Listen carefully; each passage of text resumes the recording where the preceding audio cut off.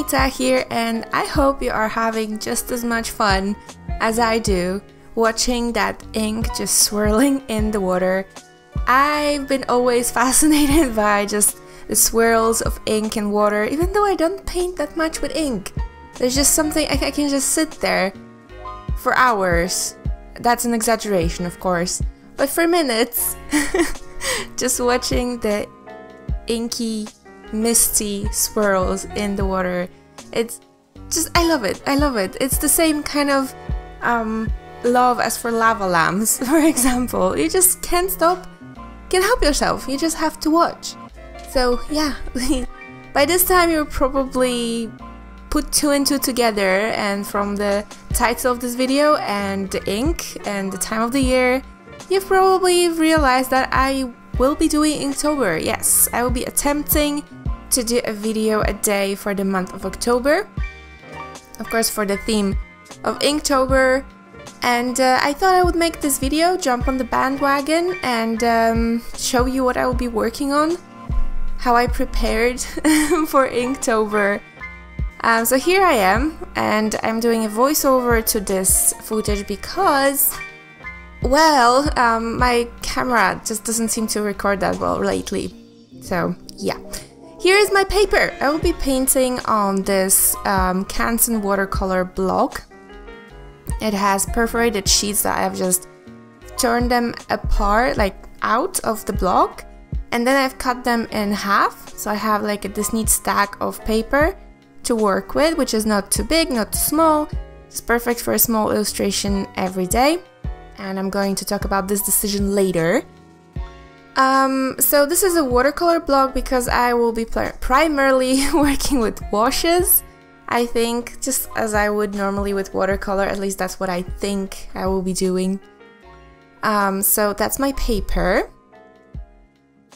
And I have to mention also that I didn't buy anything for Inktober. This is not a haul, this is, well, unless of course you count me going into my supply closet and picking stuff that might come in handy. Like this paper, for example, this is not for painting. Although I was tempted at some point to actually try and paint on pattern paper.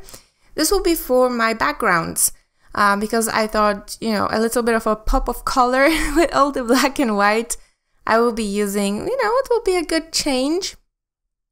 So as a disclaimer here, I'm showing you my sketchbook because I have been thinking about Inktober for quite some time now, and I've decided that since I will be making videos, I need to prepare myself for it, and I've drawn a few ideas for pictures, and I will be drawing witches for the whole month of October. So what is that, a Witchtober? I don't know. I will be talking about it, of course, as we go. There will be a lot of talking. Feel free to ask me questions or whatever you want me to talk about, because we will have a month of talking. Yeah. So now another thing I will be using, of course I couldn't decide at first what I wanted to paint with. It is Inktober, I have to draw with ink, but I actually don't own that much ink. I didn't want to use Copics because the bulk of the Copics went back to its owner. And so I went into my little supply cabinet thingy, and I found these inks that I bought a year ago, last year for Inktober, but I've never really gotten to use them except the gold ink. At first I was thinking about using colored inks, but in the end I decided to go vanilla. Just use plain old ink. Once again, I'm going to talk about why a bit later. But I will be using this Winsor & Newton ink. I absolutely love those bottles. I am not sure at this point whether or not I will use gold. The reason being that, you know, I love gold. I love the gold ink from Winsor & Newton. It's the most beautiful gold I have ever painted with. It's really a pain to paint with, but it's beautiful. But the problem is that, you know, it's gold. Okay, so once you add it as a traditional piece, it looks beautiful. But if I want to scan it and use those pieces for something else, you know, I will have to figure out an alternative for this gold. So I might just leave it out altogether, but you know, this gold makes me happy, so I've decided to leave it anyway. Just, you know, for inspiration. Next we have my handy, little pencil. I have only one pencil that I use, and an eraser. I really like that Derwent electrical eraser, really handy. And then of course I have my Unipin multiliners. No, what am I talking about? These are just fine liners. I don't know why I said multiliner, because of the Copics, probably.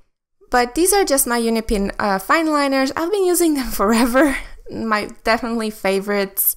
So I have a few 0.05s, 3 precisely. And I have a 3 0.1s and I have one 0.5. They're just there. That's my fine line ink. I will not be using a nib for just a drawing nib for the ink. So fine liners are what I will be using for the nice lines. I've also decided to use a white gel pen. It's not technically ink, but I do not own actually white ink. So I figured, what, if I had white ink, I would have used it. This will have to do. I don't want to buy anything for the Inktober. It's late, guys. You will be watching this on Saturday. It's actually Friday, really late in the evening when I'm recording this, and I'm tired. But here I'm presenting you with my brushes. I've just picked a few. I'll probably pick a few more if I need them. This fluffy one is my recent favorite for putting on water for the wet on wet technique. And then I have a few round ones. I think it's a 6, a 4, and a 1. I don't know. For me, it's basically the bigger medium, the smaller medium, and then the detail brush. Round, pointed. That's all I have to know about my brushes. Then of course I will have glass jars. I have to present them so that you guys know that I will not make the mistake of using plastic cups anymore, okay? That's just never gonna happen anymore. The next thing I will be using is of course my heat gun. I don't know why exactly I've decided to show you this, but this is, my heat gun. I'll be using it a lot. And then I'm out of ideas, and I'm showing you my towel. Recently I've decided to stop using toilet paper because I'm going through way too much of it, and I just picked the oldest, ugliest kitchen towel I actually had in the kitchen, and I've decided to use it for painting. It's a bit more, nature friendly, I suppose. And here I'm showing you, I actually printed a few inspirational pictures. These are not my pictures, just for the disclaimer. I have not painted any of these. I had to print them out and have them in front of my nose because... And here we can actually start talking a little bit. So I showed you all my stuff that I'll be using, and for the remainder of the video, I will be just probably doing some weird things. But let's talk about why I actually decided to do Inktober. The reason why was I wanted to make another one of those monthly, just a month-long, everyday video challenges. I've done one of these a year ago in May, and I really liked that. It brought a lot of traffic to my YouTube channel. It got me just going. It really helped me get better at video editing, at time management, just gave me an idea how it is to actually make videos every single day. And it was very tiring, it was very time consuming, but I was very happy in the end that I actually went through it. And so I've had a lot of problems lately. I've talked about it a little bit in the previous videos. I've had problems with just my inspiration, things like that.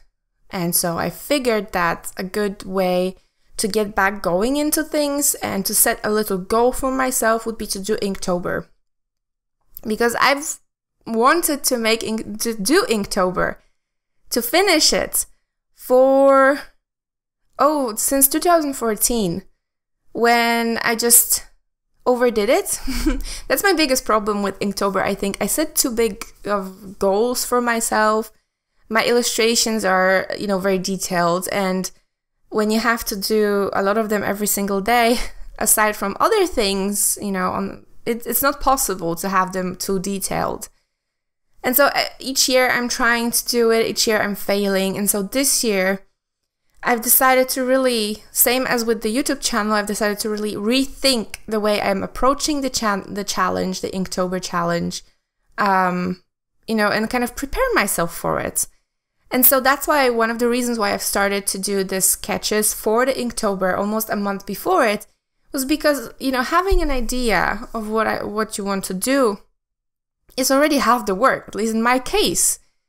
You know, during the 30-day challenge, the biggest problem was not having enough ideas. And so that's why, for example, the pieces of paper I'm using for the whole month will be a bit less than A5 in size, because I have to limit myself to what size I'm using so that I don't go overboard with details, with making it, you know, too much. I have to make something small. Start small. I can always expand next year if I feel that it was too easy. And that's why I've decided on a theme. So I will be doing witches for the month of October. I don't know why I'm saying it that way. But I will be doing witch designs for Inktober. It's a really fun theme for me. I love witches. I love designing little characters. It also leaves me a little bit of a freedom, I suppose, to deciding whether or not I want to do backgrounds, because I can just make a character. It limits me, it just gives me less, I suppose, freedom to things that I have to. Otherwise, I would be going overboard and I would be making all kinds of like details in the background, just making scenes and stuff. I don't have time for it. I have to be realistic. That's also part of the challenge, I think. You know, I'm adding something to the challenge. I've decided to make a video every single day. And so I have to substitute that for something else, because if I didn't make videos every single day, perhaps I will be doing a storybook or a whole storyline or something like that. I was thinking about it as well, but videos themselves are taking a lot of time. And so, you know, being realistic is very hard for me. I said really impossible things for myself sometimes, and then I get disappointed when I can't reach that goal because it's not physically possible for me. So yeah, that's why, you know, simple things, small format, simple designs. I have them already prepared. Of course, I have to polish them, but the idea is there. Next thing, you know, I've seen all those artists making Inktober hauls. And I'm not doing it today. I'm just showing you what I'll be using. Of course, I'm not saying there's something wrong with buying things, especially for Inktober. Absolutely not, because oftentimes we don't have enough supplies for the whole month. You know, you have to buy paper, you have to buy pens, you have to buy ink. That's normal. In my case, I knew I had some ink, I knew I had some pens, I knew I had paper. I just had to make it work for what I wanted to do. So that's why I just, instead of going shopping, I went to my supplies and I just picked out a lot of things. And one of the reasons is why I love shopping. I'm also not an ink and pen kind of painter. I'm a watercolor artist. I work primarily in watercolor. And so buying all those new things, especially for this one challenge, it seems a little bit wasteful to me at this point. Who knows? Perhaps within the duration of this month, I will realize that I absolutely love working with ink, and I will just go nuts afterwards and buy half of the store. Very unlikely, but you get the idea. When I start something new, when I try something new, and when I have to mention that as well in a second, I prefer to use what I have. I prefer to make those things work for me instead of investing a lot of money. Because you guys know, some of you perhaps watch me for a while, you'll know I'm pretty frugal when it comes to art supplies. I have this one trusty watercolor palette. I think very long before committing to a new one. I rarely buy more colors. I work with things that, you know, it's hard to explain, but I don't like the feeling that I buy something and then I don't use it. I like to know that I've paid for something that will be used a lot. And so for the challenge, I work with what I have. And the reason for that, another reason for that is that, you know, as I've mentioned, I am not a watercolor artist. And when I've actually sat down and I decided, okay, I'm doing Inktober this year, I've actually sat down, making the ideas, I drew the ideas for witches. But when it came to thinking about how I'm going to execute those pictures, how I'm going to paint them, I've pulled a blank. I've painted maybe 2 paintings in total with ink. And they were very basic. There was nothing really inky. I used ink as watercolors, literally, and I used maybe 2 colors. Not much experience here, okay? So for me, the whole Inktober experience will be about learning. I will be learning how to use ink. I will be experimenting with ink. And I won't be using any tutorials. I will be just experimenting, you know, how I can use ink in my style of painting. That's also why ultimately I've decided against using colors, because I've decided that limiting myself to only black will allow me to really know how that black is working, how that basic black ink is working. Because oftentimes color is actually an escape for me. It's an escape, you know, to make things more interesting, adding color, instead of working with just that one color and making that interesting. I've never done that. I don't even remember if I've ever used just one color and made a painting with it. So it will be interesting. The more I think about it, the more I feel, I wouldn't say overwhelmed, but intimidated. I think intimidated is a very good word for it. I don't know how it's going to go. I will be starting, of course, on Sunday morning, I think, if I want to release a video by Sunday evening.